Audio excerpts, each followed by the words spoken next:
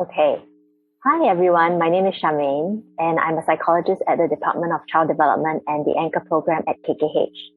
Today I'm presenting on the impact of early childhood adversity. I'll share about how early adverse events can affect various aspects of child development. I'll also share briefly some ways we can support young children who've had these experiences.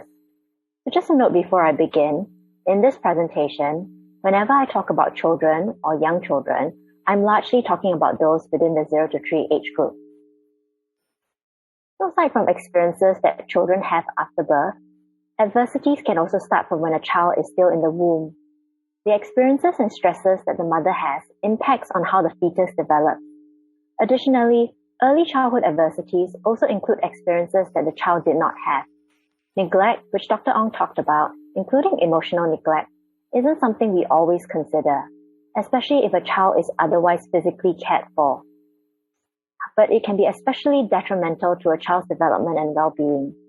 These early adversities impact on serve and return interactions, warm and responsive caregiving, which has carry-on effects on attachment, brain development, and skills acquisition. We know that young children develop and thrive in the context of relationships, especially consistent, loving, and attuned ones. Babies cannot survive on their own. Their survival depends on the relationship with adults. Children form attachment relationships with people who care for them, and the types of attachment relationships formed will largely depend on the quality of that care. It is the repeated patterns of those interactions which builds attachment and security and impacts a child's understanding of themselves, others, and the world. Children are always learning from their environment and adapting. From as early as a few months old, they learn that certain behaviors can keep danger at bay, while others increase the chances of danger. For instance, a child realizes that when they look happy and keep busy, their caregivers are more likely to stay close and be with them. But if they get upset or need their caregivers too much, they will go away. So this might seem like a child who's very independent, who doesn't seem distressed or notice when caregivers leave, or do not seek contact with their caregivers even when they are upset. These early experiences and attachment strategies have implications for babies and children throughout their lives. Children whose early life experiences involve harmful or absent adult interactions, or whose early experiences prevent them from developing positive relationships, are more likely to perceive situations as stressful or dangerous, appear vigilant and guarded in their interactions with others, and/or may have difficulties forming close, healthy relationships. So how is the brain affected? Well, it's important to note that the brain develops sequentially, from the bottom up and inside out. Functions related to survival and sensory motor skills develop first, followed by social and emotional areas, and finally areas related to our thinking, learning, organization, and self-control. As you can see, the parts of the brain that fully develop later are more directly important to success in learning and thriving in school, the workplace, and community. Early adversities, especially those in the critical periods, impact how the brain develops and forms connections. The first 3 years is often seen as one such critical period because of the overproduction of brain connections. In fact, brains develop connections faster in this period than any other time. A child's experience, be it sensory, motor, emotional, relational, or cognitive, in this early period determines which synapses and connections will be preserved and which will be pruned. It is an opportunity for the child's brain to become better tuned to meeting challenges of their particular environment. It can be why certain behaviors and reactions that children and adults with early adversities have developed to survive persist later on even if they are no longer in that environment. So while our brain continues to have the ability to change and develop, it's far more plastic in the early years. Hence, the importance of responsive and attuned relationships to set up good foundation. The experiences of caregivers supporting their emotions, delighting in them, interacting with them, provides children and their brains opportunities to develop and maintain those connections. When children have repeated, excessive, or prolonged exposure to adverse experiences, this can lead to toxic stress, especially when they occur in the absence of positive supportive relationships. Remember, not all stress is toxic. We also have positive and tolerable stress. But when we talk about toxic stress, we're talking about something chronic and unrelenting, often without significant buffers or protective factors and relationships. When we're stressed, we release stress hormones. Our brain is saying danger and shifting to survival mode. This means our brains begin to shut down other non-essential functions to go into fight, flight, freeze mode. That's why, for a young child whose stress response system is constantly activated, the development of other key functions and brain connections are on hold. For instance, when you're in your fight, flight, freeze, more neural connections and signals are being sent to the fear and emotional center, which can result in long-term increase in the area's activity levels and size. At the same time, fewer connections and signals are going to the areas related to learning, decision-making, and social interactions because they're less important. Over time, this can lead to shrinkage of those brain regions and how the brain processes information. There's a few more examples here which I won't go into, but importantly, changes in brain development and bodily functions have implications on health, emotions, behaviors, and stress management. We'll talk more in the next few slides. Remember, babies and toddlers cannot yet regulate emotions on their own. They rely on their carers to co-regulate. This means when caregivers respond appropriately to a child's emotions and help them to manage it, it builds stronger brain connections around coping with those emotions. Through this co-regulation, babies are also learning, my feelings are okay, my feelings are manageable, my feelings don't push others away. Whereas babies and toddlers whose crying are repeatedly met with being hurt, ignored, mocked, or by caregivers panicking may learn, my feelings are dangerous, they make others leave, they cannot be managed, feelings are not okay. Not only do they have fewer opportunities to develop the brain connections and areas that help them cope, they might learn that emotions are uncontrollable and harmful and something to be avoided. Hence, these children often need more help than peers to deal with their emotions. They are more likely to get emotional easily, have bigger reactions, and have more difficulties calming down. And while they need more help from adults to co-regulate, it might be difficult for them to seek and use this help because they concurrently may not feel safe enough or trust adults enough to approach them or accept co-regulation. This group of children are also more likely to be easily dysregulated, as danger signs and reminders might be everywhere.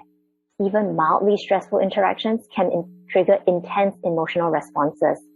It's like a child who was physically abused flinching when you suddenly move your hand or body. Likewise, these children might pick up on minor body language like the tone of your voice or slight frowns and react as though they are in danger going into fight, flight, freeze. Aside from tantrums and anger, it can also look like shutting down, fear, running away, or sadness.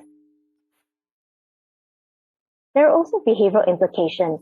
As mentioned, early adversities impact on neurobiological development in areas related to self-monitoring, planning, organization, thinking ahead, and self-control. These children may also perceive danger during neutral or mildly stressful situations or interactions. As such, they tend to have a smaller window of tolerance. This is a state of physical and emotional arousal that is tolerable and bearable. When someone is within their window of tolerance, they are most able to think, learn, love, and relax. With a smaller window of tolerance, one is more likely to swing between over or under aroused. For the overly aroused group, they might be picked up for concerns of ADHD, ODD, or maybe just labeled a problem child. They struggle with controlling their actions, have poorer ability to think through consequences before acting, and may react defensively or aggressively in a response to blame or attack. For the group that goes into hypoarousal, we might observe dissociation, which can look like spacing out, daydreaming, being in their own world, or passivity. From what I've spoken about, it's clear how they can impact on a child picking up needed skills for activities of daily living, focusing when needed, engaging in appropriate classroom behaviors, thinking through problems calmly, considering multiple alternatives, and the other important skills needed and mentioned for learning. So everything covered so far all fall under the umbrella of infant or early childhood mental health, which is the developmental capacity of a child to experience, manage, and express emotions, to form secure interpersonal relationships, and then to explore, master, and learn from the environment. When children have difficulties in these areas, there are subsequent mental health implications, as highlighted here. So in summary, early adversities, especially when there's also a lack of positive relationships, have varied implications on the brain and bodily development of children and how they are able to form relationships and seek support from them.